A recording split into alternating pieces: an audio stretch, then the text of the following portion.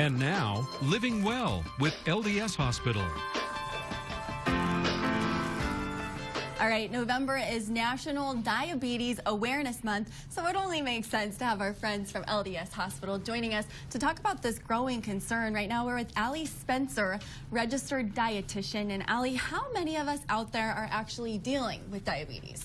A lot of us. So over 30 million people have type 2 diabetes, and more than 84 million have prediabetes. 84 million Yes. is so many people. That's worldwide or nationally? Nationally.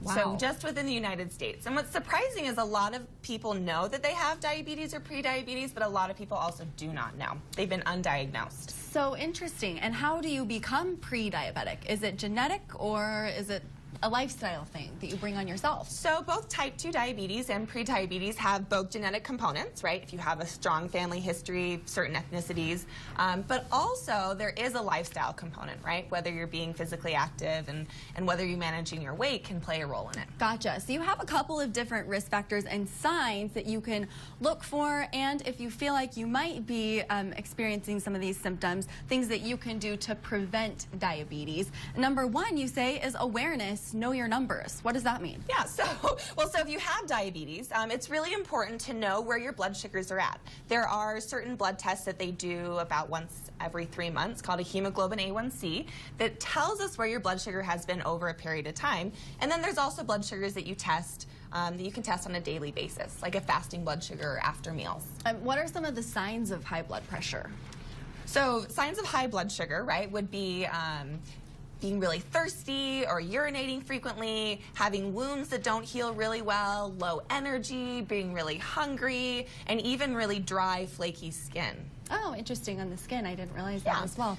So definitely if you recognize a lot of those and you don't have, whether or not you have diabetes and you think your blood sugars are high or you don't have diabetes, it's good to talk to your doctor about those. You also say nutrition, which is obvious. Let's talk about the difference between carbs and protein and how that plays a role in how you're managing your diabetes. Yeah. So carbohydrates, and when we think carbohydrates, we think pasta and rice and potatoes. Those are going to increase our blood sugars. When you have diabetes, it doesn't mean that you can't have those. You just have to moderate your intake.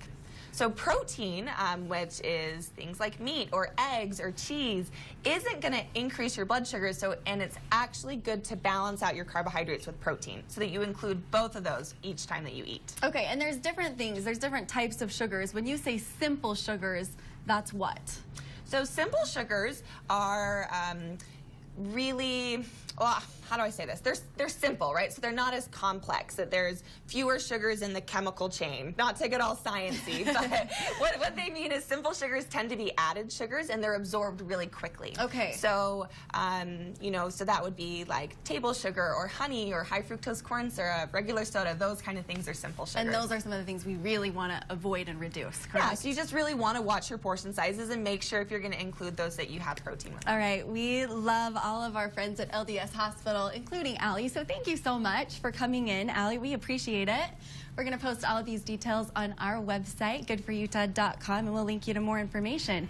Okay, speaking of blood sugar, it's okay to eat some sugars in moderation.